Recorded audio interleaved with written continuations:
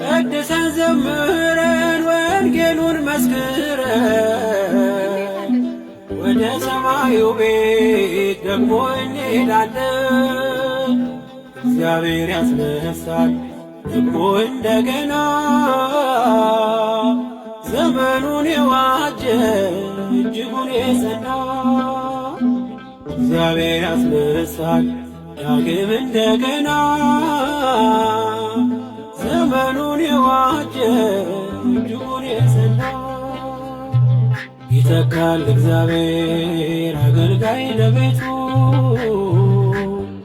ከዛሬው የሚልቅ የማይዝል ጉልበቱ። አይሰስትምና ጸጋም በማካፈል ብርቱን ያስነሳል ከትውልዱ መሃል።